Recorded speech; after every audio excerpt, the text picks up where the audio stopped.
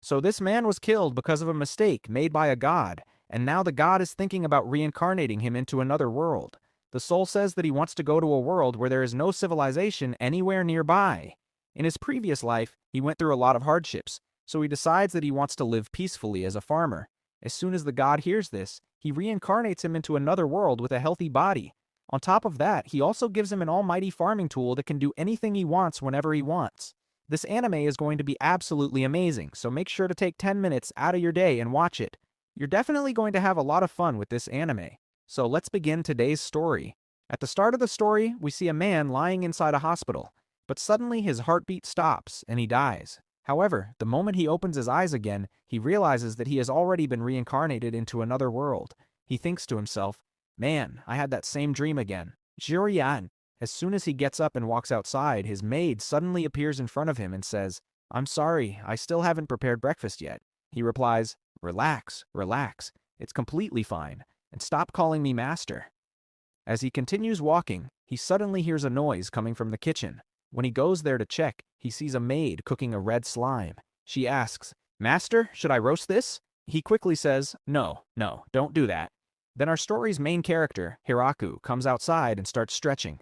He notices that there are two moons in the sky. Right after that, two girls come over and start talking with him. They ask, "You woke up pretty early today." He replies, "I couldn't sleep properly last night, that's all." The girls then ask him what happened, and he says, "I had that same dream again last night, but honestly, it doesn't feel like a dream anymore. It might actually be my past life." After that, we see the village where different species are all working together. Some are farming while children are happily playing around. Looking at all of this, Hiraku thinks, "When I first came into this world, I never imagined I'd be able to achieve all of this." Then the story suddenly shifts into a flashback where we finally learn how Hiraku died. He's standing in front of a god, and the god tells him, "You spent 39 years in your previous world, but you suffered from a disease that could never be cured, and eventually you died." His soul quietly listens as the god continues explaining everything. The god says, "This time I'm going to give you a body that will never suffer from illness, a perfectly healthy body." Then the god tells him something shocking. "You died because of my mistake, and I want to give you a new life. Are you willing to accept it?" Hiraku agrees immediately. The god then asks, "Do you have any requests?" Hiraku replies, "I want to become a farmer and enjoy a peaceful farming life, just like I always wanted. I also want to live somewhere far away from civilization where very few people ever come." The god smiles and says, "All right then. To make up for my mistake, I'll grant your wish. Along with that, I'll also give you an omnipotent farming tool that will be extremely useful for you. Now go and enjoy your new life." The moment Hiraku opens his eyes again, he realizes that he's standing inside a forest. Not only that, but he can also stand properly now, something he was never able to do in his previous life. He happily says, "So I'm finally alive again. Now I can finally do farming, something I've wanted for a very long time. This is going to be fun." When he looks at his clothes, he thinks they look exactly like the clothes worn by villagers inside a video game. Then he remembers, "Oh right, I have that omnipotent farming tool. Let's try using it." In the next moment, a tool suddenly appears in his hand, and he starts digging the ground. He quickly notices that no matter how much he digs, he never feels tired. It doesn't even matter how hard the ground is. This soil is really fluffy. Vegetables should grow easily here. But now that I'm in this world, I need to find food and water too. As he tries listening for the sound of a river, something suddenly runs past him from behind, scaring him badly.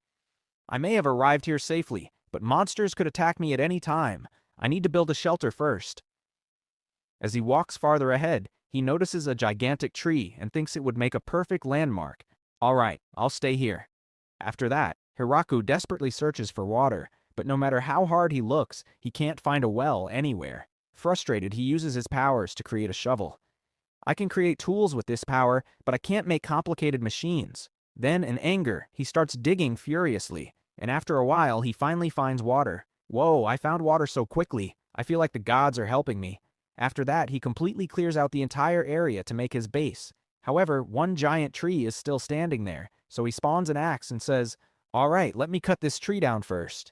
But the moment he strikes the tree, it gets sliced down instantly, and Hiraku barely manages to survive.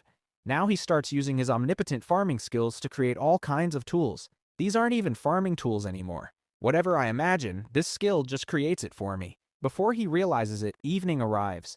The moment Hiraku notices the sun setting, he panics. "I need a source of light quickly." Then he gets the idea to create fire. He tries using a magnifying glass, but since it's already evening, he fails to light anything. In the end, he carves out space inside the giant tree and starts living there temporarily. He's shocked when he realizes that he can even see clearly at night.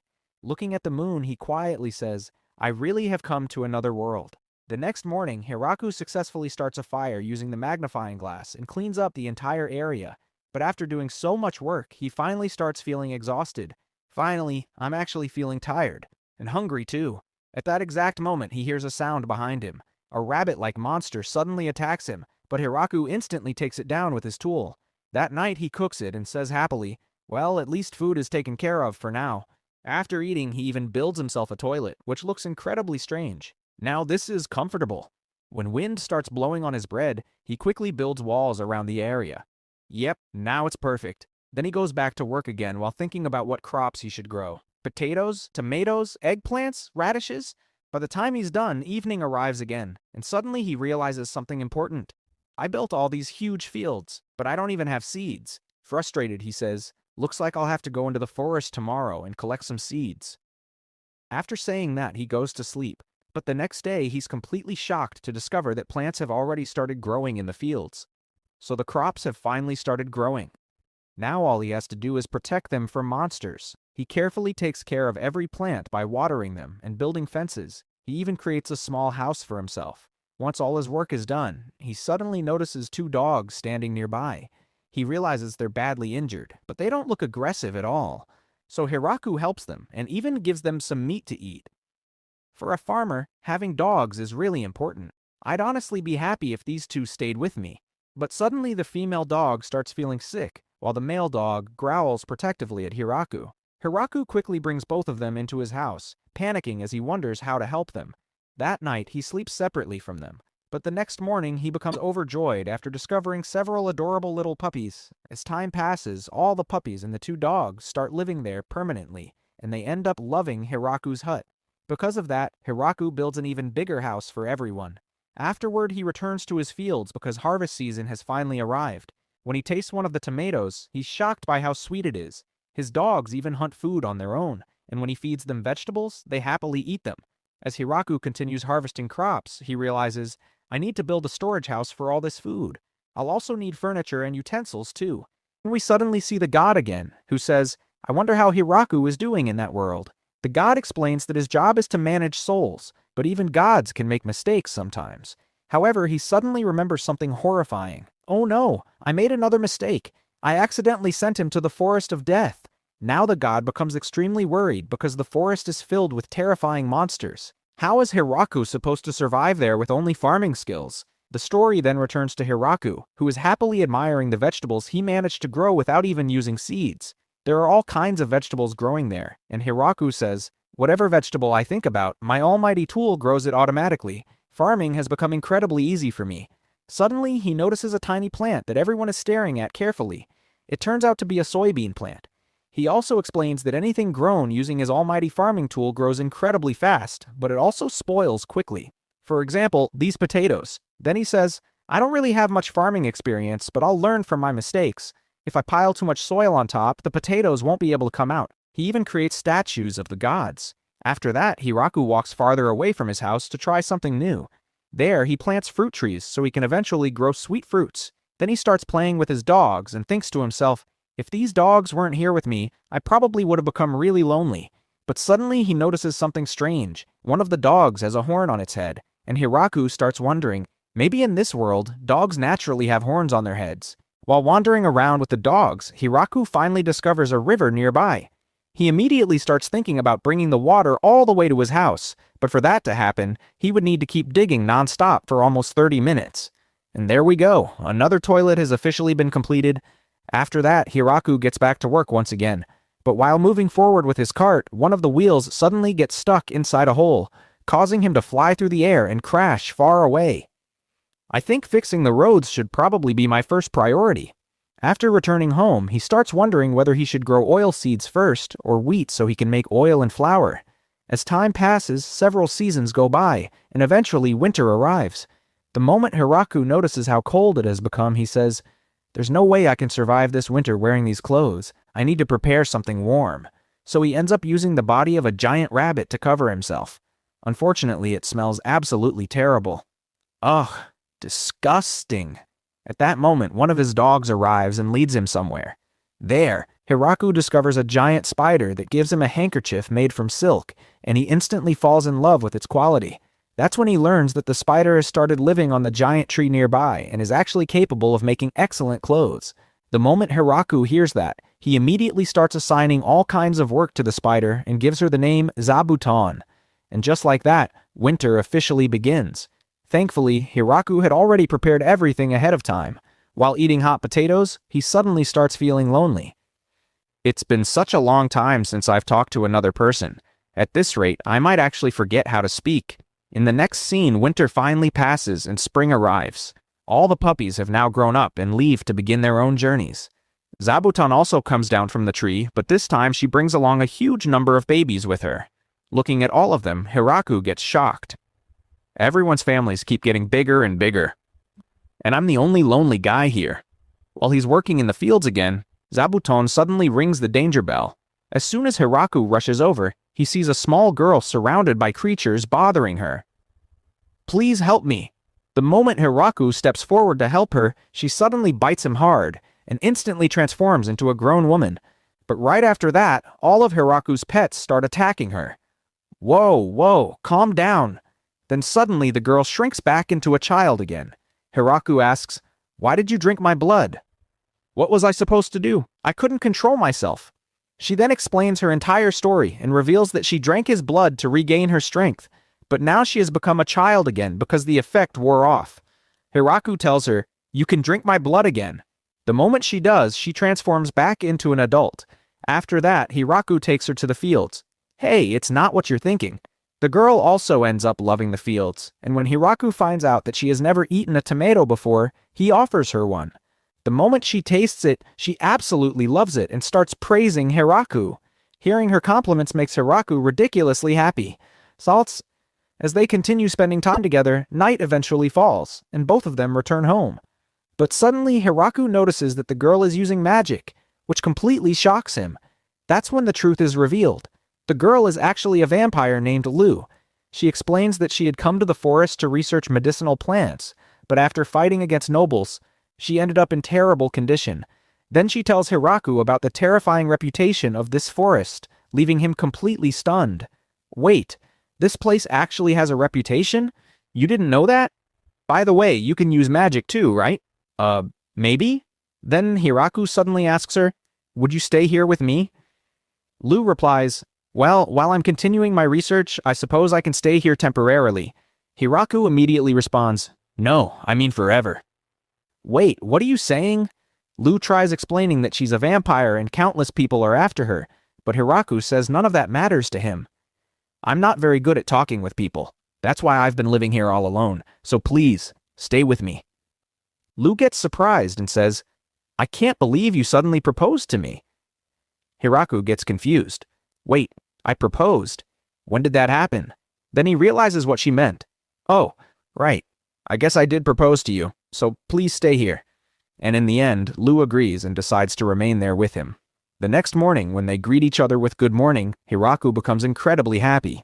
Lu asks him, "So what's your plan now?" Hiraku replies, "I'm planning to grow a lot of sweet potatoes because there are way more mouths to feed now. That should help with food supplies too." Then he proudly explains that many people are already part of their village now. My dogs, their puppies, Zabuton, her children, and you're the 30th member. Hearing that makes Lu really happy. Then she asks, "Can we grow medicinal herbs in the fields too?" "Yeah, we can definitely try." In the next scene, we see a mysterious woman sitting inside a restaurant saying, "I need to go to the Forest of Death." The people there respond, "I don't know why everyone wants to go there these days. Honestly, you should just give up." Meanwhile, back at the village, Lu comes outside and Hiraku happily says that she has helped him a lot. "She even installed lights inside my bathroom." While eating, Lu asks him, "Don't you use salt in your food?" Hiraku replies, "I've been trying to find salt for a really long time, but I still haven't found any." Lu points somewhere and says, "Look over there, that's salt. We can dissolve it and boil it to make proper salt." After that, the two of them head toward the area where Hiraku planted fruit trees. While sitting there and drinking tea together, they casually chat. I'm thinking about growing walnuts in the future too. By the way, Lou, your tea is amazing. But honestly, I'm craving green tea. Suddenly, the danger bell rings again. When they rush over, they discover another girl standing there. Hiraku immediately thinks, this situation feels strangely familiar. The girl begs for help, and as soon as Hiraku helps her, she uses magic to completely heal and clean her body. Magic really is amazing, isn't it, Lou? But then Hiraku notices Lou trying to run away. The girl immediately shouts, "Where do you think you're going? Come with me!" The moment she says that, all the pets instantly pin her down. In the next scene, everyone gathers inside the house. Both girls look extremely tense. The new girl asks Lou, "Who exactly is this man?" Lou calmly replies, "He's my husband." The girl becomes completely shocked. "Wait, seriously?" Hiraku awkwardly responds, yeah, she's telling the truth." Then the girl introduces herself. "My name is Tia, and I'm an angel." Hiraku asks, "Why is an angel like you chasing Lou?" Tia explains that Lou once destroyed an entire town, and there's now a reward for capturing her. Hiraku asks Lou directly, "Did you really do that?" Lou quickly explains, "None of it was my fault. Those nobles were forcing me to create medicines and drugs against my will." Tia angrily yells at her, "How could you do something like that?" Lou lowers her head. "I'm sorry. I think I made mistakes too." Tia then notices something strange. "You seem different now. You weren't like this before. Did something happen to you?" Lou smiles and says, "Yeah, I learned how to accept my mistakes after fighting all these dogs." After that, they all head outside together and begin showing Tia the fields. But the moment Tia meets Zabuton, she instantly faints from fear. Later, Lou says, "We're about to harvest vegetables, so you should help us too." They arrive at a cabbage field where Hiraku cuts a cabbage and tells Tia to try it as well. Tia easily cuts one herself. Hiraku then asks, "Want to eat it?" He carefully washes the cabbage, adds salt on top, and gives it to her. The moment Tia tastes it, she absolutely loves it. "All these vegetables were grown naturally by me, so they taste amazing." By evening, everyone becomes exhausted from harvesting. Then both girls use magic to instantly clean and fix their clothes. Hiraku watches in amazement. "I wish I could do that too." Lou keeps insisting that Tia stay with them. "My body can't handle all this work alone, so please stay here." Eventually, Tia also starts living with everyone and helps a lot with harvesting. When Hiraku returns home after work, he notices that there are even more puppies than before. These families just keep getting bigger and bigger. At this rate, this house won't be enough anymore. So he builds a separate dog area where all the dogs can comfortably live. Then he notices that Zabuton's children have also left to begin their own journeys. Later, Tia comes to Hiraku and says, "I want to leave now." And after saying that, she departs. A long time passes, and when Tia finally returns, she brings many elves with her, all of whose names start with the letter L. They ask Hiraku, "Can we stay here too?" Tia explains that they used to live in a northern village, but because of human wars, most of their people died, and only a few survived. One elf named Leah says, "Unless we find a proper place to live, our population will never recover. Please let us stay here." Everyone begins discussing whether or not they should allow the elves to remain. Then Leah reveals, "I'm the oldest here. I'm 400 years old." Another elf says, "And I'm the youngest. I'm only 300. After hearing everything, Hiraku allows them all to stay. The elves become incredibly happy and thank him repeatedly. However, the moment they meet Zabuton and the dogs, every single elf faints from fear. In the next scene, all the elves begin working hard to settle into the village. They even start building toilets for themselves. But suddenly, they become shocked after seeing Hiraku cut down a gigantic tree with a single strike, even though the tree was stronger than metal. Looking at everyone, Hiraku says, "These elves completely took over all the construction work here." And within just 10 days, they managed to build an enormous mansion. The moment Hiraku enters the house, he realizes just how massive it truly is. There's even a huge dining table where everyone can comfortably sit together and eat. Looking at everyone from above, Hiraku quietly thinks, "I hope this house becomes a place where everyone can live peacefully and safely." The next day, the elves are casually working around the village. Some of them are even eating raw garlic. Hiraku gets shocked after learning that elves can eat meat and even use fire magic. He starts telling Leah all the things he believed elves were incapable of doing. Leah simply laughs and says, "If we lived according to your imagination, we'd never survive in this forest. We'd all die." At that moment, Hiraku finally realizes that the elves of this world are unbelievably strong. Leah then tells him, "We can also handle mining and blacksmith work for you." After heading outside, the elves build a furnace under Leah's instructions. There, they melt iron and create a giant cooking pot that Hiraku absolutely loves. "We spent 200 years away from our home, so doing work like this is easy for us. The only thing we failed to do was settle down and reproduce." Then she casually says, "Leave those matters to me." Hey, what kind of conversation is this? In the next scene, everyone finishes their work and heads home, but then one elf suddenly says, "We can use this to make bread. Can I try making some?" After that, all the elves start baking bread together. And once the bread is finally finished, everyone tastes it and realizes that it turned out incredibly delicious. Hiraku couldn't help but admit it himself. This bread was seriously good. Then a thought suddenly crossed his mind. If we can make bread this easily, maybe I should expand the wheat farm even more. He looked toward Lou. "By the way, Lou, can you tell me something? Does this land actually belong to someone?" Lou calmly replied, "Technically, this area falls under the Demon Lord's territory, but nobody really owns it." "The Demon Lord? And you're only telling me this now? What if he turns me into minced meat?" Lou laughed softly. "You don't need to worry. Everything here was built by your own hands, so this place belongs to you." Meanwhile, everyone inside the house was talking about Hiraku himself. Tia sighed and said, "That human is full of surprises, but he seriously knows nothing about this world." To all of them, Hiraku seemed unbelievably innocent, but while everyone was discussing him, Hiraku was peacefully sitting in his room crafting a wooden cup. "Oh, right. I never finished the waterway yesterday. I'll complete it tomorrow." The next morning, Hiraku headed out to continue his work. But suddenly, Zabuton appeared and introduced him to a giant queen bee. Looking at her weak condition, Hiraku thought, "She doesn't seem dangerous at all."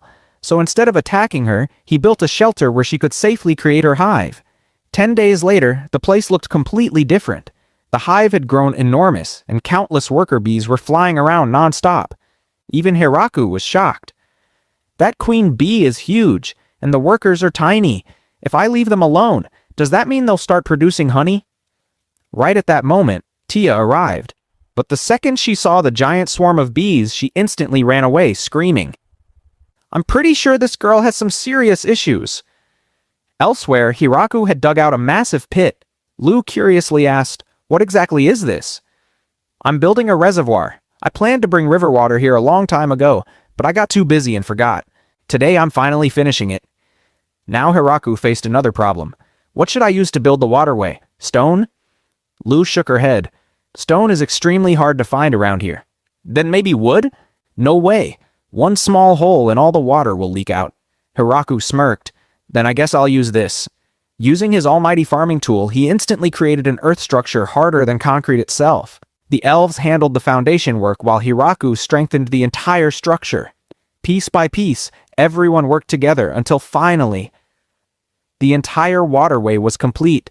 Finally! No more carrying water from the well every single day. But suddenly, Hiraku noticed fish flowing in with the river water. "Oh, free food delivery too?" Unfortunately, the celebration didn't last long. A giant fish suddenly jumped out and attacked him, but with one swing of his tool, slice, the fish was instantly cut apart. Later that night, Hiraku cooked the fish for dinner. The moment he tasted it, his eyes widened. "This is amazing!" Tia and Lou tried it too, and they loved it just as much.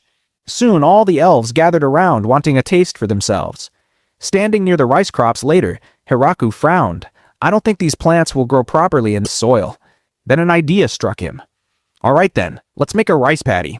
The others stared blankly, completely confused, so Hiraku demonstrated it himself. He cleared out a large area and filled it with water.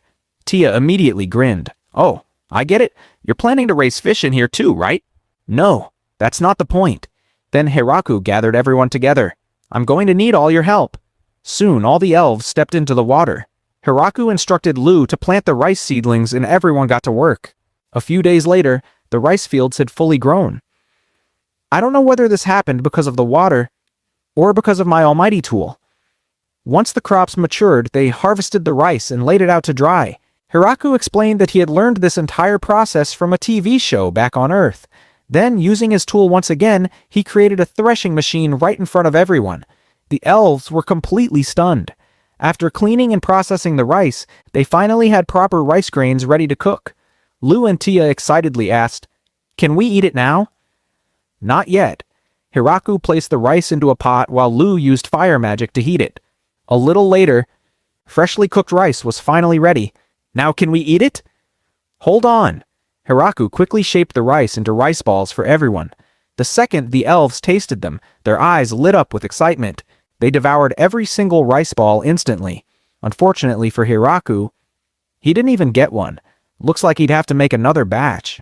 After another long day of non-stop work, everyone was exhausted. The elves simply used magic to clean their clothes instantly. Watching them, Hiraku sighed. "I really wish I had a proper bathroom." Soon he gathered everyone together and started explaining the concept of baths while drawing a rough blueprint. "You can relax and wash comfortably inside." One elf tilted her head. "But we can just bathe in the river." "Yeah, until winter freezes you solid." Hiraku crossed his arms confidently. "Trust me, baths are incredible, and I'm building one." Soon construction began. First they built a furnace to heat water, then they added water channels and a massive bathtub. But Hiraku suddenly realized another issue. All the dirty water will flow back into the river.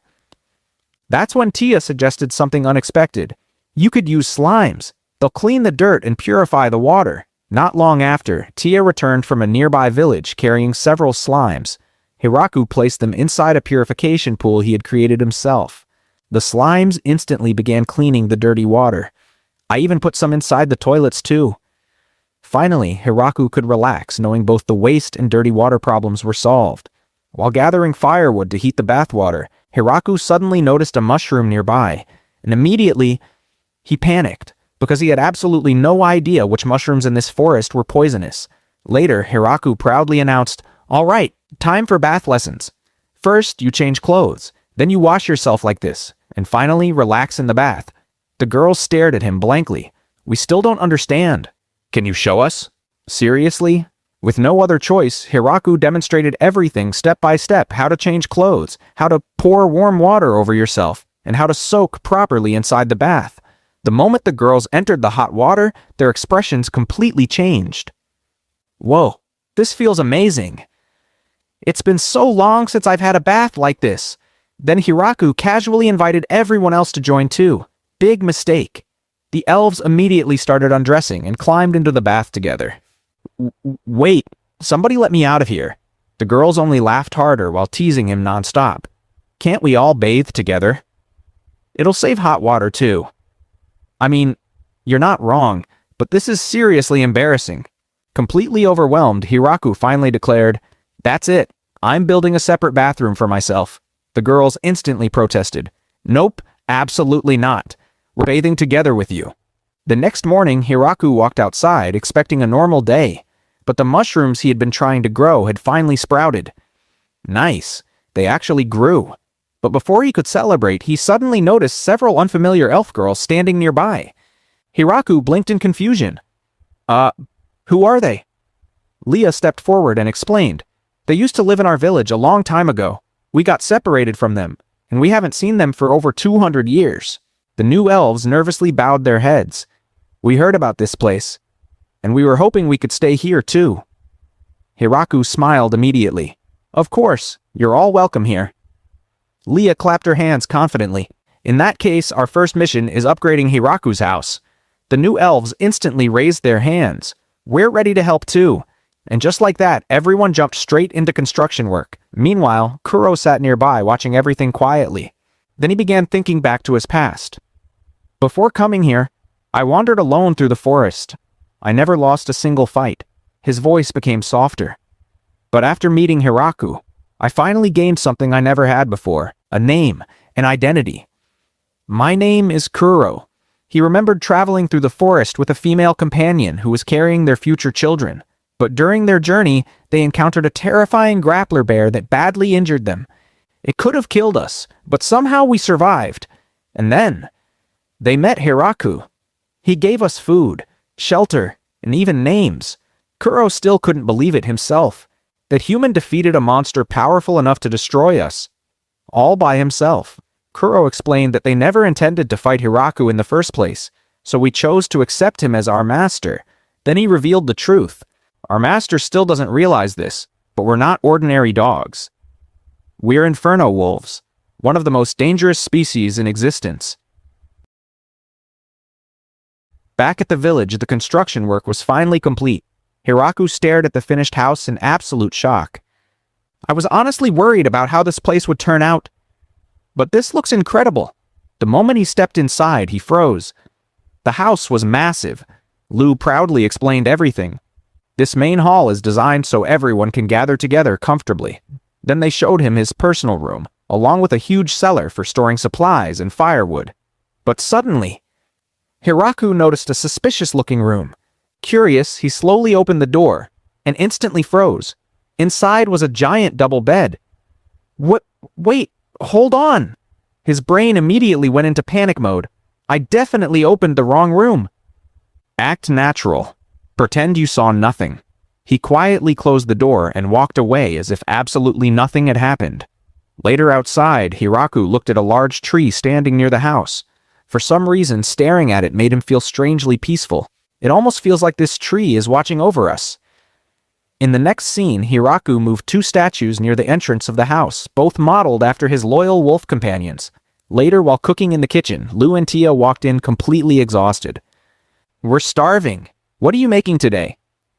Hiraku grinned. "I'm thinking about making curry. And trust me, you're going to love it."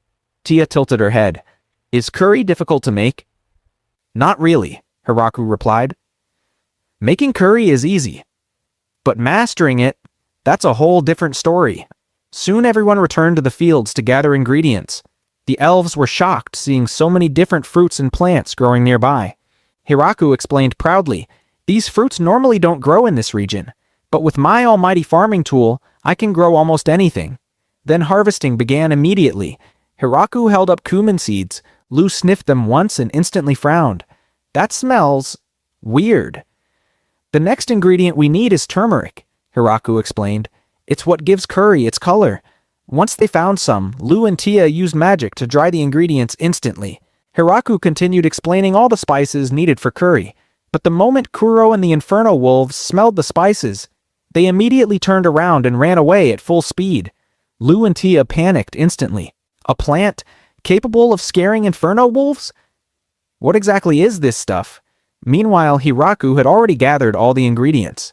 "Where's everyone else?" he asked. "Lou and Tia are researching something." "Well, I guess we can handle this ourselves." Then Hiraku finally began cooking.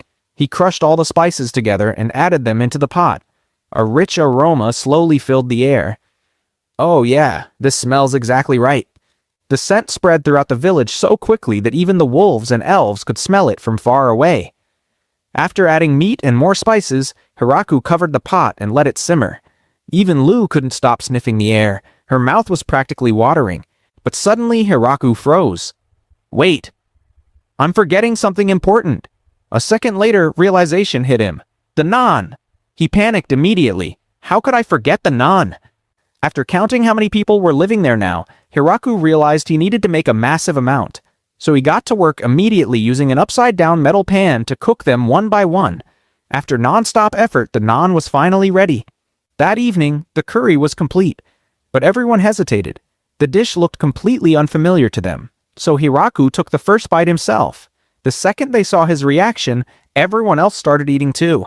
And instantly, they fell in love with it. Hiraku smiled nervously. "If you don't like it, you don't have to force yourselves to eat it." But when he turned around, everyone was already lining up for second servings.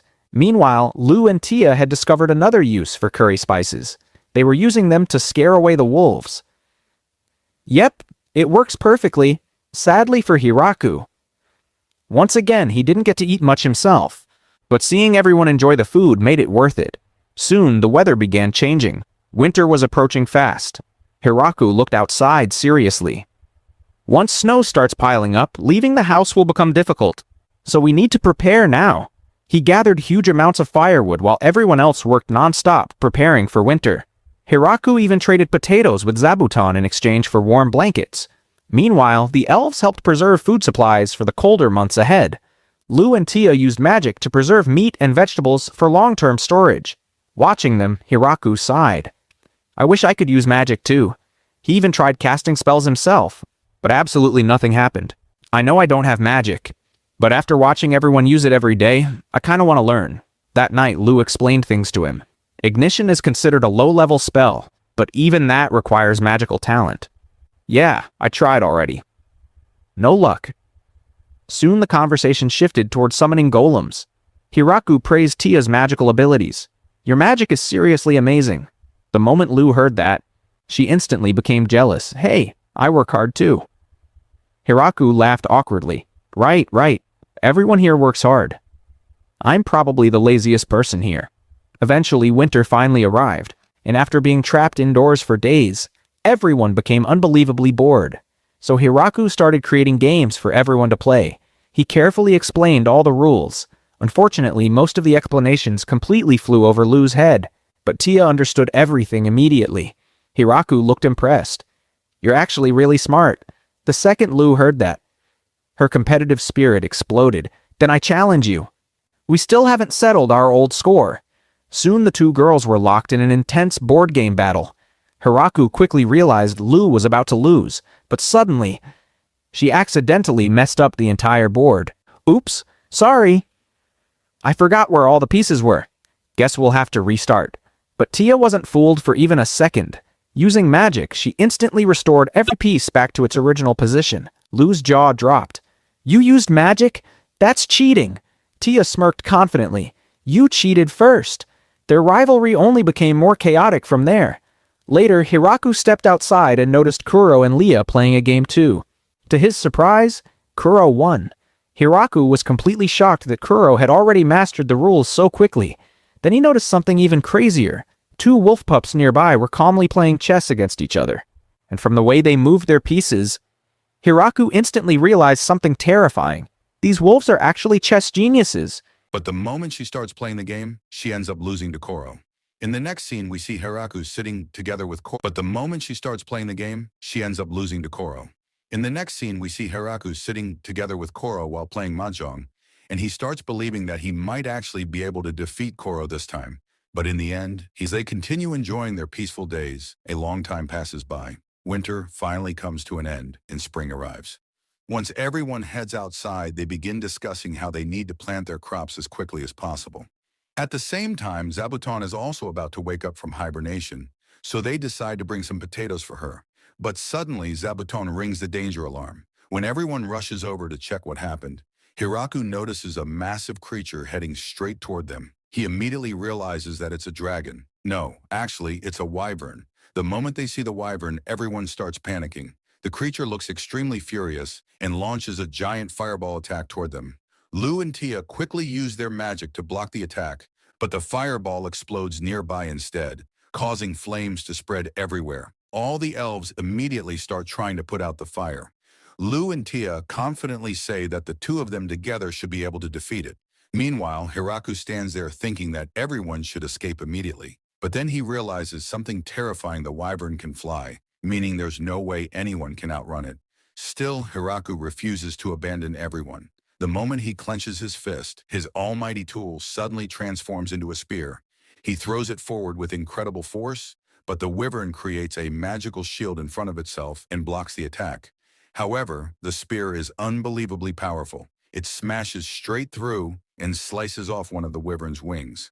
Then the almighty tool instantly returns to Hiraku's hand once again. This time he throws it even harder, and the spear pierces directly through the wyvern's body before crashing to the ground. After the battle, everyone gathers around the defeated monster. Hiraku asks if creatures like this normally appear in the area. Tia and Lou explain that monsters usually live in specific territories, and seeing something this huge here should be impossible. That makes them wonder if someone deliberately sent the wyvern to attack them. But after examining it carefully, they conclude that it probably wasn't being controlled by anyone. Most likely, this was simply a rare incident. In the next scene, everyone returns home and starts cooking the wyvern meat. Lou explains that wyvern meat actually tastes amazing. And just like that, Hiraku begins preparing all kinds of dishes using the wyvern meat, and everyone enjoys the feast happily. Later, Lou asks Tia whether she thinks she could have dodged Hiraku's spear attack. Tia immediately says no. The attack was far too dangerous, and even the wyvern couldn't survive it. Both of them then realize how lucky they were that they never faced Hiraku's anger when they first arrived at the village. Otherwise, they probably would have died too. Hiraku suddenly notices them whispering and asks if something is wrong. But they quickly deny it and tell him that the food is absolutely delicious. The story then shifts to the Demon Lord's castle, where everyone is discussing shocking news: someone managed to kill a wyvern. Hearing this leaves everyone completely stunned because wyverns are considered incredibly powerful monsters. In fact, even an entire military force would struggle against someone capable of defeating one. One person becomes so terrified that he immediately says he wants to quit his job and leave. Soon after, another dragon appears while speaking with Gucci. The dragon asks if he saw the attack. Gucci says yes. Then the dragon asks what would have happened if that spear had hit him instead. Gucci calmly replies that the attack would have pierced straight through him as well, killing him instantly. Because of that, they both believe that only a complete idiot would ever try attacking Hiraku's village again. Later, everyone returns to the fields. Hiraku starts thinking about the wyvern meat they ate yesterday and feels like something was missing from the meal. That's when he decides they should make wine. Now everyone begins working together to produce it using grapes. Once they gather enough grapes, it's finally time to squeeze them and extract the juice. For that purpose, they've already built a special setup. Hiraku tells everyone they can start working, but he reminds them to move in a circular rhythm while preparing to switch barrels when needed. However, when the girls first begin, they keep bumping into each other. Eventually, they decide to synchronize their movements with a rhythm. 1, 2, 1, 2. The elves start singing a song from their village while working together in perfect coordination, making the entire process much easier and far more enjoyable. Soon, they even pull Hiraku into joining them. By the time evening arrives, they've successfully collected a huge amount of grape juice and stored it inside 16 barrels. Hiraku becomes worried that they may have made too much, but everyone confidently tells him not to worry because they'll finish drinking it very quickly. Meanwhile, the gods are secretly watching everything. One of them comments on how much fun Hiraku seems to be having and asks if he can finally be forgiven. He's speaking to the agriculture goddess, but she refuses to forgive him so easily. She reminds him that an innocent person died because of his actions. And after that, he sent Hiraku into the forest of death while also giving him that terrifying spear. She angrily points out how dangerous the weapon truly is. The god argues that he had permission to do it, but she fires back, saying he never explained the full details. She reminds him that the spear drains the user's life force and could kill them in a single use. The god casually replies that it's fine because he gave Hiraku an extremely healthy body capable of recovering quickly. Even so, the agriculture goddess continues scolding him for being far too careless. At that exact moment, Zabuton rings the danger alarm once again. When everyone rushes outside, they discover a girl standing there. The moment Luz sees her, she immediately recognizes her and asks what she's doing there. The girl desperately begs Lu to save her. Everyone then brings her inside the house where she introduces herself as Flora, another vampire. Hiraku warmly tells her that since she already came all this way, she should stay in the village for a while. Flora still can't believe that Hiraku is actually Lu's husband. But once Lu explains that Hiraku is the leader of the village and even defeated a wyvern, Flora immediately realizes her mistake. Embarrassed, she apologizes and admits that she spoke without thinking. Now, after hearing all of this, Hiraku finally realizes one more thing clearly. These pets were not dogs at all. They were wolves known as inferno wolves. In the next scene, everyone is sitting together and eating. Flora really enjoys the food and asks what the white thing is. Hiraku tells her that it's tofu, something he worked very hard to make. He also says that he wants to make miso and soy sauce someday. But honestly, all of this completely goes over everyone's heads. So Hiraku starts explaining what fermented food actually is. He talks about things like cheese and wine, which already exist in this world too. However, people here have no idea about the microorganisms responsible for fermentation. After hearing all of this, Flora immediately starts taking notes. Hiraku thinks to himself that she's exactly like her older sister. A few days later, Flora leaves the village and says that she's definitely going to tell everyone about miso and soy sauce. But when she returns 1 month later, she brings a large group of maids along with her. The maids tell Hiraku that he can assign them any work he wants. Hiraku notices some animals and asks, "Wait, are these real cows?" Flora explains that she brought them so they could get milk and make cheese. When Tia sees all these new people arriving, she starts thinking that the village is getting way too crowded, and she's the only angel left there. After saying that, she leaves too. But after some time, she returns with 3 more angels and several lizard monsters. Their leader, whose name is Daga, also brings a special chicken that can continuously lay eggs. Hiraku realizes that with all these newcomers, the village has become far more civilized than before. While the maids are working, Hiraku notices that they all have horns on their heads. That's when he realizes they are all ogres. However, they have one big problem: none of them know how to cook. So Hiraku decides to teach them cooking himself. After putting in some effort, he successfully teaches all of them how to cook. He also notices that every single maid is incredibly strong. Meanwhile, all the lizard men are handling construction work because they are extremely muscular and powerful. But since all the lizard men look almost identical, Hiraku ties a scarf around their leader Daga's arm so he can recognize him easily. In the next scene, Ria brings even more elves to the village. Hiraku looks at them and says, "There are way too many girls here. Are there no men left?" Ria sadly explains that all the men were killed. A few days later, Hiraku gathers all the village representatives together. He tells them that their settlement has grown large enough, and now it's time to officially give the village a name. But nobody can decide what the name should be. At that moment, Zabuton signals Hiraku to open the gate. As soon as he opens it, he sees the enormous giant tree standing outside. That's when Hiraku decides on the name, the Great Tree Village. That night, everyone gathers together around huge bonfires. Hiraku announces proudly that they have finally named their village, so now it's time to celebrate. Everyone becomes incredibly happy. Hiraku says that the party would be incomplete without wine, so everyone should drink and have fun. Soon, all the villagers start calling him Mayor, which completely shocks him. "Mayor? Me?" But Lu explains that everyone already sees him as the leader of the village. After that, everyone continues partying, and Hiraku joins them as well. Later, when everyone gets tired, Hiraku sits beside Tia and says that he still can't believe all of this is real. It feels like a dream to him, but it isn't a dream at all. Everything is real, and from now on, all of them will live together in this place known as the Great Tree Village. As they cheer together, sparks from the fire continue glowing in the background. Later, Hiraku stands near his tree and thinks about how he has become the mayor. Yet his daily work hasn't changed at all. Suddenly, Zabuton rings an alarm bell.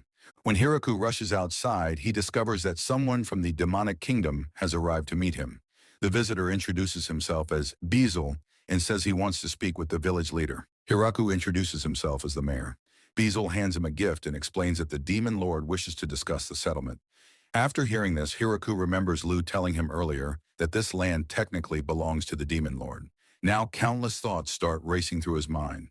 Would the demon lord demand taxes, or would they force him to leave this land entirely? After thinking carefully, Hiraku tells Beezle to inform the demon lord that they wish to stay on this land, and they are willing to pay taxes. He even offers 10% of their crops. The moment Beezle hears this, he becomes completely shocked. Hiraku starts wondering if he offered too little. Beezle asks him if he's truly serious about the agreement. Hiraku confidently says yes, but requests that they collect the crops before winter arrives. Beezle agrees to the deal. In the next scene, Hiraku officially signs the agreement. He thinks about how they'll be giving away 10% of their crops, but products like milk, yogurt, and other dairy items will not be included. Those would require separate trade. Before Beezle leaves, Hiraku gives him another gift. After Beezle departs, Hiraku asks Lu and the others whether he made the right decision. Lu reassures him that he absolutely did, because now the village will also receive protection from the demon lord. Lu becomes extremely excited after seeing the gift and reveals that it's an almighty medicine capable of healing any injury. Meanwhile, back at the demon castle, everyone is shocked that Hiraku's village willingly surrendered. Gratz says that the villagers are strong enough to defeat wyverns, yet they still chose peace. Everyone starts suspecting that Hiraku's village must have some hidden agenda. Beezle explains that he had no choice but to accept the offer because there was an angel there, an incredibly dangerous vampire, and even an entire army of inferno wolves. Then, when Gratz tastes the fruits brought from the village, he finds them unbelievably delicious. Beezle also examines the cloth they received as a gift and realizes that it was woven by a great demon spider, the same monster that once fought fiercely against the previous demon lord. After hearing this, everyone completely panics. In the next scene, Drime, the true ruler of the dragons, arrives at the village as well. His companion offers gifts to everyone, which they happily accept. Hiraku asks them why they came. They casually reply that their home is nearby, so they simply decided to visit him. Then they ask why their master is bowing his head before them. The dragon immediately raises his head, revealing his massive appearance. Hiraku says he wants to invite them inside, but the dragon is simply too huge. In the very next moment, the dragon uses magic to transform himself into a human form. Even then, he still looks extremely nervous. As soon as he tastes the wine, He becomes amazed and says that it's incredible. He even declares that he wants to stay there permanently and never go home. But his companion reminds him that many people rely on him for protection, so they eventually leave the village. The next morning, Hiraku becomes worried about how poorly they welcome their guests. He decides that they should build a proper guest room. Ria suggests constructing a guest house large enough to accommodate 30 people at once. After finalizing the design, everyone immediately starts working on it. Then Hiraku says their next challenge is figuring out how to properly greet visitors. He jokingly suggests capturing guests and dragging them to the village entrance. For incoming guests, Zabuton even creates a special signal system. After that, everyone starts discussing what they should do if a dangerous shapeshifter sneaks into the village disguised as a guest. Because of this, they form a powerful team capable of both welcoming visitors and fighting enemies if necessary. Flora also asks to join the team, so they assign her the duty of watching over guests who stay overnight. She even offers to guard them the entire night if needed. The next morning, people from Howling Village arrive and announce that they want to establish friendly relations with the village. Lou says she'll handle them and welcomes the exhausted visitors into the guest house so they can rest. Then Lou asks if that's all of them. The man replies that only this small group came because the others got separated after being chased away by inferno wolves.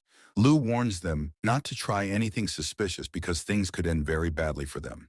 The group finally enters the village, where all the maids warmly welcome them. The beastmen instantly become happy because the maids are extremely beautiful. Suddenly, Tia closes the village gate. Hiraku asks what she's doing.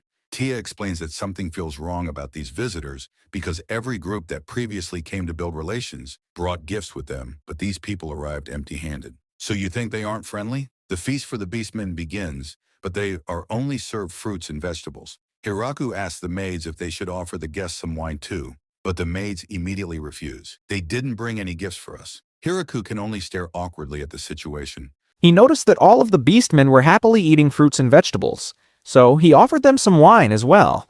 However, one of the maids immediately placed a restriction on it, saying that no person was allowed to drink more than 2 glasses of wine.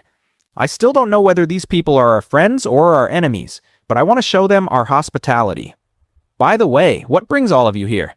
And where exactly is your village located? Garf replied, Our village is very old, nearly 500 years old. Most of our people make a living through hunting and mining. We also survive through trade, and we're currently searching for a place where we can trade our goods. Hiraku then asked, How did you even learn about our village? Garf answered, A man who works under the Demon Lord told us about it. Then Hiraku asked another question. Why were the two of you hiding earlier? At that point, they revealed the truth. If something happened to our team, we needed someone who could return to the village and report everything. That's why we stayed hidden. The next morning, Hiraku finally confirmed that these beastmen had truly come only for trading and posed no danger at all. Garf explained, We don't use any currency. Hiraku thought to himself that someday they would probably need to create a currency system. Then he asked, Would it be possible for you to come and trade directly in our village, Howling Village? Transporting large amounts of goods back and forth is pretty difficult for us. He could technically use Kuro and the others to carry supplies, but that would still be a lot of work. Garf then showed the pottery and goods he had brought for trade. Eventually, the deal was completed successfully, and in exchange, the beastmen received a large amount of food supplies. As they prepared to leave, Garf said to Hiraku, I'm sorry, I didn't know that tradition existed. Next time I'll definitely bring you a gift. Our village is very poor though, so I can't afford anything expensive. Hiraku smiled. Don't worry about it. Feelings matter more than gifts. Later, Hiraku was transporting goods to Howling Village. He originally planned to personally travel there, but Lou immediately stopped him. You're the mayor of this village. How can you leave? Tia then volunteered. I can handle the trading for you. The trip would take quite a long time, but Drime agreed to help. I'll take everyone there, he said. Fine, Hiraku replied, but you'll need a lot of wine as payment. Drime happily accepted the offer and transported everyone to Howling Village. Several days later, they returned. Hiraku asked, How did everything go? Tia answered, At first they were hesitant, but after I gave them some samples, they loved them. We successfully completed the trade. Then she sighed dramatically. But they also finished every drop of my wine. Hiraku laughed. That's okay. You can get more tonight. Wow, Tia replied. You're really generous. Then she explained that the mayor of Howling Village wanted to send some villagers to live with them permanently. Hiraku asked, How many people are we talking about? Tia answered, 20 girls. Hiraku immediately became concerned. If this keeps happening, our village's future might become a little problematic. After thinking for a moment, he said, "They can come, but only if 2 male villagers come with them as well." "Got it," Tia replied. "I'll let them know." Soon afterward, all 20 girls arrived. One of them, named Senna, stepped forward and said, "We're mentally prepared for anything. You can do whatever you want with us. Just please don't abandon us." Hiraku quickly responded, "Don't worry about that." Then he asked, "Where are the boys I requested?" Senna proudly pointed behind her. "Right here. These are the 3 young men you asked for." The moment Hiraku saw them, he realized they were practically children. "Well, I guess these 3 are the future of our village now." Later, Dryme ended up drinking far too much wine and started acting extremely strange. Lu and Tia immediately said, "Get this guy out of here before we kill him." Hiraku couldn't help but feel happy that there were finally adult men living in the village. While talking to one of them, he asked, "Did you find any girls here attractive? There are plenty of beautiful women." The man shook his head. "Not really. They're all too young for my taste. I prefer women with beards." Hiraku stared at him in complete confusion. At that moment, he realized there were some serious cultural differences at play. Later, Hiraku returned to the fields carrying his almighty tool. Suddenly, he noticed a dragon flying directly toward him. Thinking the dragon was about to attack, Hiraku immediately activated his weapon. But then Dryme appeared and stopped the dragon. As they were talking, another dragon suddenly flew toward Hiraku. He threw his spear at it, narrowly missing the target. At that point, Hiraku became convinced that the dragons had come to kill him. However, Dryme quickly stepped in. "Wait, stop. They're not enemies." The truth was finally revealed. The dragons were actually Dryme's family. One was his wife. The other was his daughter. Dryme apologized. "I'm sorry. My wife and daughter wanted to know where I've been going every night." The reason for all of this was simple. Dryme often disappeared from home at night, causing his wife and daughter to suspect he was having an affair. "Oh, so that's how he always managed to bring so many gifts," Hiraku thought. Fortunately, Hiraku had already built a house for Dryme. "You can stay here whenever you want." Dryme immediately turned to his family. "See, we get along really well. He even built a house for us." His wife smiled. "No, we don't have any complaints." Once everything was settled, Dryme became extremely happy. Hiraku apologized for the misunderstanding and went back to work. After he left, the dragons started discussing something important. Dryme's wife looked at their daughter and said, "You need to stay here and learn the powers that this man possesses." The daughter's name was Lasty Moon. Soon afterward, Moon approached Hiraku. "I want to stay here and help out." Hiraku nodded. "Sure, you're welcome to stay." Moon immediately began helping around the village. Unfortunately, she was incredibly strong. She accidentally broke everything she touched and even caused a massive explosion, terrifying everyone nearby. Even the lizard men were frightened. Watching all of this, Hiraku remembered that Dryme had specifically asked him to give Moon a job. The problem was that he had absolutely no idea what kind of job someone that powerful could do. Even the wolves were afraid of her. In the next scene, Beezle arrived from the demonic kingdom. But the moment he entered, Moon stepped in front of him. "From now on, I'm in charge here. My name is Lasty Moon. You can call me Lasty." The second Beezle heard that name, his expression completely changed. Then Moon said, "The products you bought last time aren't available right now. Why don't you try our strawberries instead?" Beezle immediately became nervous because he knew exactly who Lasty really was. Trying to stay calm, he replied, "Sure, give me 10 packs." Afterward, he returned to the demon castle. There, he reported, "I was shocked. There was actually a dragon living there." "What nonsense are you talking about?" someone asked. Beezle shook his head. "That village's security is getting tighter and tighter, but I already have a plan." After saying that, he returned to his room and spoke to his daughter. "I have an important mission for you.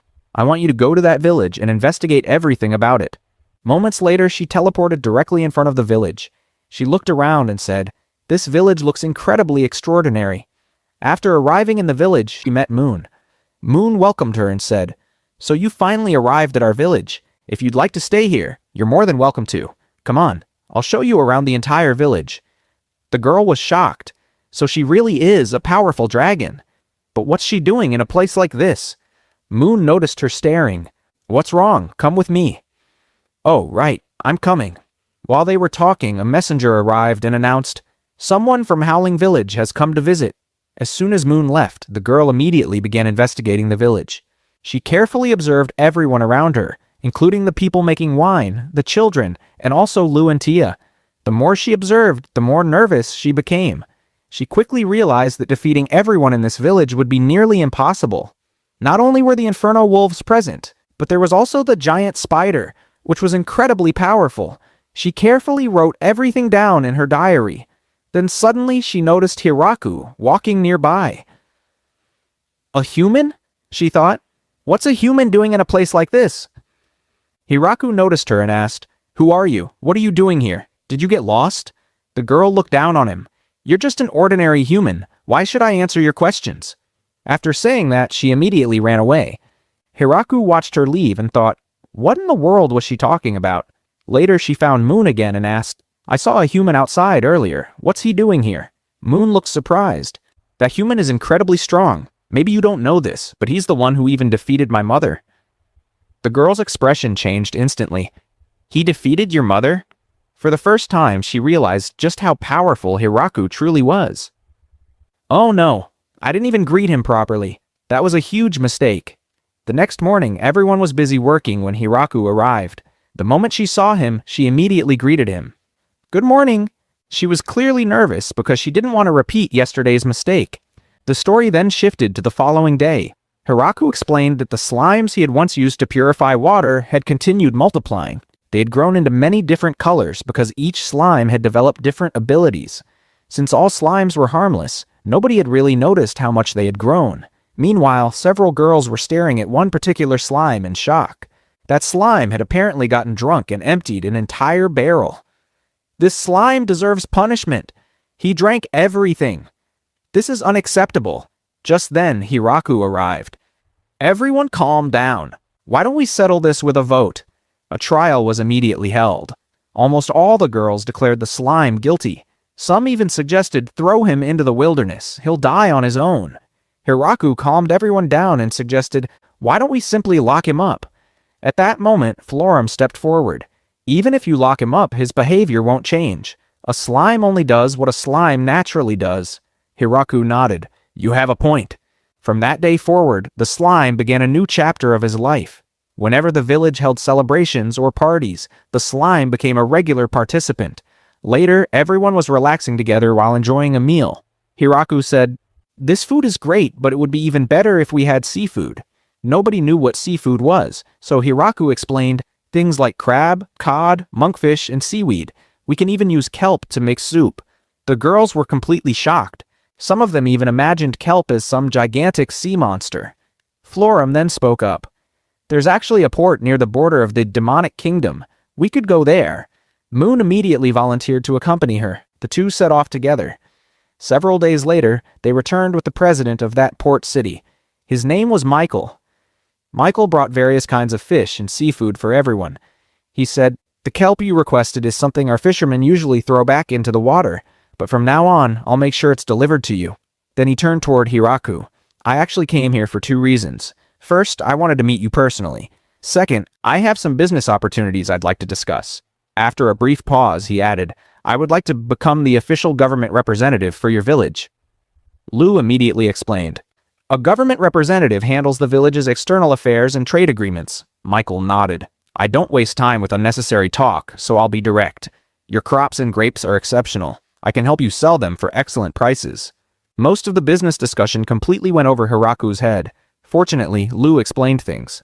"There are many nearby villages interested in trading with us. We can greatly expand our network." The business discussion continued for quite some time. Eventually, Michael stood up. "I've talked enough business for one day. Next time I visit, I'd like to discuss your wine." Suddenly, Moon appeared behind him. "No, you won't." The moment Michael heard her voice, he immediately became nervous. Soon afterward, he left the village. As he walked away, he thought, "I just made a deal with one of the most terrifying groups I've ever met, but it might also be the most profitable deal of my life." Back in the village, Hiraku prepared the seafood meal. Everyone enjoyed it immensely. Then suddenly, another dragon appeared and attacked the village. Looking at it, Hiraku thought, "That dragon is incredibly powerful. I doubt even the angels could defeat it." The dragon flew overhead and began provoking him. "Come on, fight me." Hiraku responded by throwing his spear. The dragon immediately crashed to the ground. When Hiraku approached to inspect it, he discovered that it was actually a young girl. At that moment, Drime rushed over. "Don't kill her," Drime quickly explained. "She's Moon's younger sister." The girl introduced herself as Haru. Then she looked at Hiraku and asked, "Are you the man my father wants my sister to marry?" Hiraku immediately turned toward Drime. "Is she telling the truth?" Drime panicked. "No, of course not." Haru crossed her arms. "Dad, you definitely said that. Maybe you just forgot." To avoid further embarrassment, Hiraku brought everyone inside and treated them to food and drinks. Later, Moon approached him. "I'm sorry for everything my sister did." After everyone finished eating, they sat down together and played games. As usual, Hiraku lost badly. Meanwhile, back at the demon castle, Beezle looked extremely worried. That village keeps getting stronger and stronger. Now even the ancient dragon Haru has been seen there. Everyone began discussing the situation. They concluded that the village had already become powerful enough to destroy an entire empire if necessary. Finally, the story introduced the demon lord, Galgado. He sighed heavily. "My daughter is still angry with me. An entire day has passed, and she hasn't spoken a single word to me." Elsewhere in the demon castle, several girls were speaking with the princess. "Do you think Florum has been taken prisoner?" The demon lord's daughter immediately stood up. "Prepare the army. We're going to rescue Florum." But when it came to his daughter, he never listened to anyone. Both of them were extremely worried about the fact that this village was about to be attacked. Florum asked, "So what should I do?" They told her, "Just stop their invasion. Their army of around 300 soldiers will arrive tomorrow." The two of them decided to use only a small portion of their forces to scare the invaders away. If the rest of their army got involved, the entire demon kingdom could end up being destroyed. The next day, they successfully frightened the invading military forces and drove them away. Florum had been the one who asked them to do this, and in return they were supposed to receive 10 boxes of apples. After that, the three girls arrived. Hiraku asked, "Why do these three look so scared?" "They're going to stay here from now on. The three of them made a serious mistake, so they'll work here as punishment. Otherwise, I'll personally deal with them." Nearby, another girl named Yuri also arrived. She had come to oversee some work in the area. Hiraku asked her if she could show the newcomers around the village while he went back to work. From everyone's conversation, it became clear that a princess had also arrived, and that princess was none other than Yuri. As Florum showed them around the village, the three girls secretly planned to escape the first chance they got. They tried multiple times, but every attempt failed because either the Inferno Wolves or Zabuton blocked their path. Terrified, they eventually gave up and started helping with village work.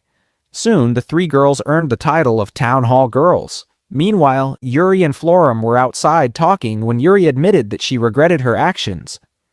"I could have made a terrible mistake if I had ordered an attack on this village," she said. The two argued for a while before Yuri explained, "I was worried about you. I thought these people were holding you captive. It was also my fault for not telling you where I was going. Next time, I'll make sure to let you know before I leave." Hiraku watched the conversation and thought to himself, "I'm glad those three girls have finally settled in." As soon as Lu arrived, Hiraku noticed something unusual. She seemed shorter than before. "What happened to you?" he asked. "I think my transformation magic isn't working properly," Lu replied, "but don't worry, I'll be back to normal soon." In the next scene, Yuri prepared herself to help with farming. The three girls immediately objected. "You're a princess!" "Be quiet," Yuri replied. "No one here needs to know who I really am, and the three of you should keep your mouths shut as well, unless you want serious trouble." Everyone worked together and finished the farming tasks quickly. Soon it was time for Yuri to leave. "My time here is over," she said, "but I learned a lot from this village, and I'll definitely come back someday." As she left, Senna gave her some bread and cookies. The three girls, however, refused to leave.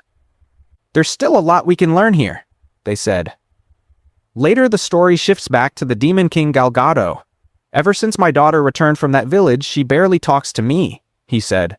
"Could it be that she likes a boy? If that's true, I'll kill him."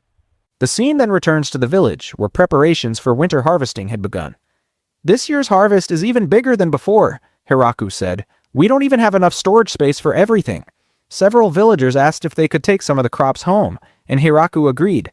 During a conversation, he asked someone about her parents.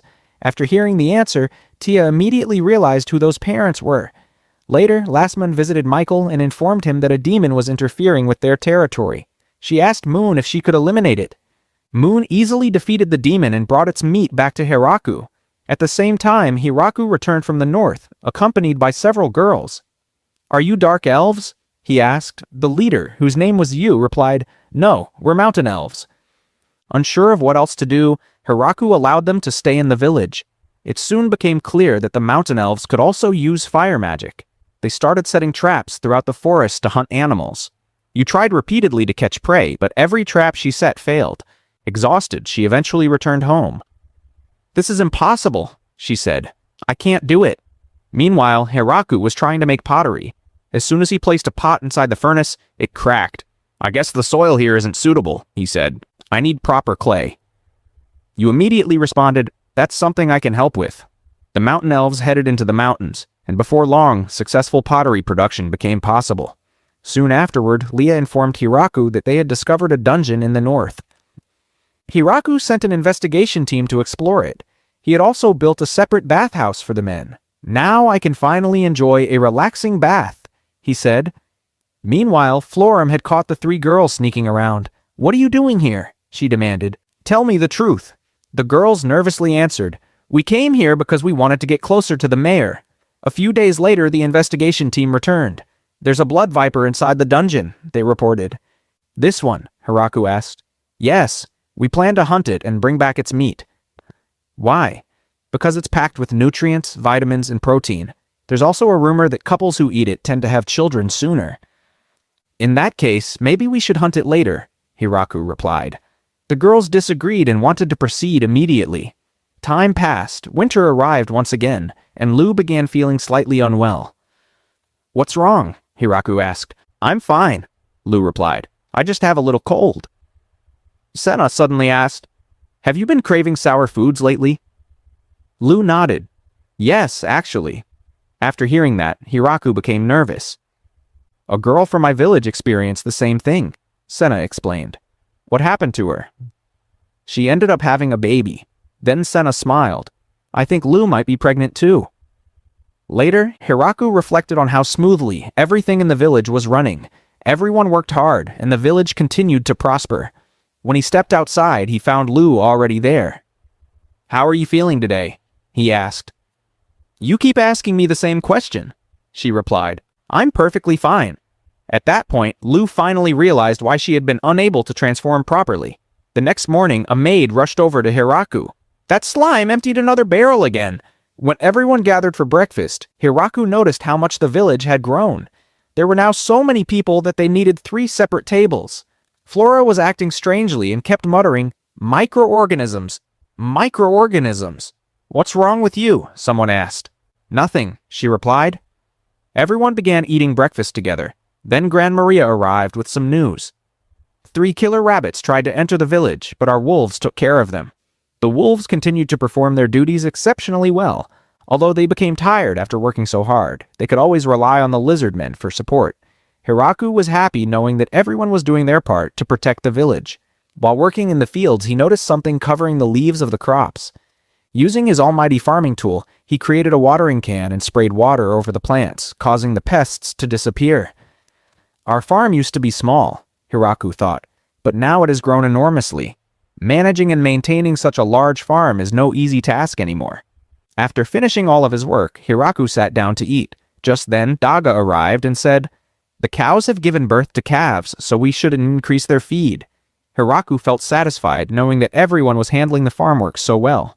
Daga also explained that he took care of many small tasks around the village, such as making toys for the children and helping with excavation work. Annie and the other maids trained regularly to stay strong because they knew that anything could happen at any time. Annie joked, "If we keep eating this much food, we won't even fit into our maid uniforms anymore. We'll get way too fat." Meanwhile, Hiraku joined Yu for training. Unfortunately, he wasn't very skilled at it. He even tried using Yu's weapon, but none of his attacks landed on the target. Then he used his spear and completely shattered a wooden practice pole. Yu stared at him in shock. "How did you do that?" When everyone returned home, Flora handed Hiraku a letter from Princess Yuri. She says she would like some elves to help her, and she also wants a dress made by Zabuton. "All right," Hiraku replied. "Let Zabuton know." Later that night, while walking home, Hiraku noticed that someone was following him. It turned out to be Lu and several of the elves. He smiled to himself. "I guess they're worried about me. Still, I'm completely safe here. I should thank God for giving me this life." The dwarves were also working hard and suggested that Hiraku triple the size of the grape fields. As Hiraku was thinking about future plans for the farm, Senna suddenly arrived. "There's a strange guy in the village," she said. Everyone was staring at him because he was lying flat on the ground. However, Lou immediately recognized him. "Oh, Lou, you're here too." The man was brought inside, and his name was Wargrief, the progenitor of the vampires. He had come to confirm whether Lou was pregnant. It didn't take long for him to verify the truth. "Take good care of the child," he said. Hiraku casually asked, "Do you know who this person is?" "You could say he's my grandfather." Hearing that, Hiraku was completely stunned. Wargrief then explained, "I'm about 4,000 years old. The secret to my long life is simple. I erase most of my memories and only keep important things, such as my name and my clan." He paused before adding, "Of course, I remember a few other important details too." Hiraku found him rather intimidating. "The last time I erased my memories was about 200 years ago," Wargrief continued. "At this point, I'm used to it." Hiraku had never realized that vampires possessed such an unusual ability. Wargrief then apologized for entering the village without greeting anyone first. "While I was traveling, I felt a strange presence pulling me toward this place." He was referring to the statue of God that Hiraku had created, the very statue he had been lying in front of. Hiraku was surprised. "You actually know God?" "Of course," Wargrief replied. "I saw God when I was born. Unfortunately, I've forgotten what he looked like." Hiraku quickly realized that Wargrief had come because of the statue, so he decided to make another one for him. Wargrief was delighted. "Thank you very much." As he prepared to leave with the statue, he asked, "How much do I owe you?" "I don't want any money," Hiraku answered. "God isn't something that should be bought or sold. He belongs to everyone." Wargrief nodded. "All right then, I'll be going now. Take good care of Lou." With that, he departed. Lou later explained that no one would ever guess how important Wargrief really was just by looking at him. In the next scene, Wargrief arrived at a temple and met the head priest for the first time in 50 years. "I'd like to place this statue here," he said. Together, they searched for the perfect location and eventually installed it. The temple leader suggested, "Shouldn't we write the sculptor's name beside it?" Wargrief immediately refused. "I don't want to disturb that man's peaceful life. But make sure every temple knows that whoever created this statue deserves respect." Back in the Great Tree Village, Lou was playing a piano. Hiraku explained that Wargrief had given it to them as a gift, and it had been placed inside a special room. Soon afterward, the three girls arrived. "Let's record a video of this and post it online," they suggested. But the moment they realized how rare and valuable the piano was, they became terrified. If they accidentally damaged it, they would be in serious trouble. The girls then approached Hiraku. "We want a piano too." "There's already a piano here," Hiraku replied. "No, not that one. It's far too expensive. Can't you get us a cheaper one? We need something to practice on." After speaking with Michael, Hiraku managed to get them another piano. The girls happily spent their days practicing and playing music. Unfortunately, the constant piano practice ruined Hiraku's sleep. "Please," he groaned, "just let me sleep." As time passed, summer arrived. Everyone was busy working in the fields when Hiraku called them over for lunch. After the meal, he returned to work and reflected on how much he had learned about farming. Just then, Lou led him to a shaded area and used her magic to chill his drink with ice. The moment Hiraku took a sip, he felt completely refreshed. "If you keep working without taking breaks, you're going to collapse," Lou warned. "Forget about me. How are you feeling?" he asked. "I'm doing perfectly fine." She smiled. "Everyone in the village helps me with my responsibilities." A little later, the girls gathered around Lou. "How are you feeling these days? Do you feel heavier?" "A little," Lou admitted. "But that's not what worries me." "Then what's bothering you?" "I can't drink malt anymore." As soon as everyone heard that, they rushed over to Hiraku. "You should sell all the malt." "Why?" Hiraku asked. "Because Lou can't drink it, and our cravings keep getting stronger. If the malt stays here, we'll end up drinking all of it. Please get rid of it." Hiraku thought for a moment. "You have a point, but instead of selling it, why don't we store it? The longer it ages, the better it'll taste." The girls immediately cheered. "That's a great idea." Later, all of the dwarves came to Hiraku looking worried. "Chief, did we do something wrong? Nobody in the village is drinking the 15-year malt anymore." Hiraku explained the entire situation, and they quickly understood. Afterward, Hiraku went to visit Lou in her room. "Are you okay? And why are you staying inside?" "It's way too hot outside," Lou replied. "That's why I came in here." Just then, Hiraku noticed a flower sitting off to the side. "How did this flower get here?" he asked. Lou smiled and replied, "Tia and everyone else gave it to me as a gift. It gives off a cool breeze, so it helps me stay comfortable." A moment later, a line of villagers began forming outside. One after another, people arrived carrying gifts for Lou. Then a lizard man stepped forward and awkwardly said, "I'm not really sure how gifts are supposed to work, but you can drink my blood. It'll make you much stronger." By evening, Lou had accumulated an impressive pile of presents. Looking through them, Hiraku picked up a hammer and said, "This one is pretty strange. Who gave you a hammer?" Before he could get an answer, Lou suddenly began experiencing pain. Hiraku immediately realized what was happening. The time has come. Everyone rushed into action and started making preparations. After stepping outside, Hiraku found himself standing beneath the same tree he often visited. As he looked up at the sky, he reflected on how strange life could be. There was a time when all I wanted was to be alone, he thought. But now I'm surrounded by people who genuinely care about me. The next morning, Lou was holding her newborn baby in her arms. When Hiraku carefully picked the child up, he was surprised. Wow, he's actually pretty heavy. At that moment, the reality finally sank in. He had become a father. "We'll raise him together and make sure he grows up strong." The baby suddenly started crying, and everyone gathered around trying their best to calm him down. A week later, Hiraku was back working in the fields. "It's already been a week since my son was born," he thought. Although the child was half vampire, he looked completely human. As Hiraku worked, he reflected on everything that had happened, how he arrived in this world, how he met all these people, and how he had now become a father. Later, Hiraku gathered all of the men in the village together. I'm going to establish a system for our village, he announced. He then held up a medal and continued, everyone who helped build this village will receive one of these. Flora looked confused. What exactly is that? Hiraku explained, this is going to be our village's currency. You'll be able to use it for trading and buying things. Afterward, he distributed the medals to everyone. It was then revealed that Hiraku personally crafted every single coin by hand, one at a time. Before long, the villagers started using the new currency to purchase different items. Some bought wine, others bought weapons, and a few people even displayed the coins in their homes as decorations. Ironically, the new system ended up creating even more work for Hiraku. The villagers kept bringing him coins and asking him to make all sorts of things for them. One day, while Hiraku was standing beside Lou, a child suddenly ran up to him. Hey mister, the kid said, holding out a coin. Here, take this coin and give me the baby. Hiraku immediately shook his head and refused.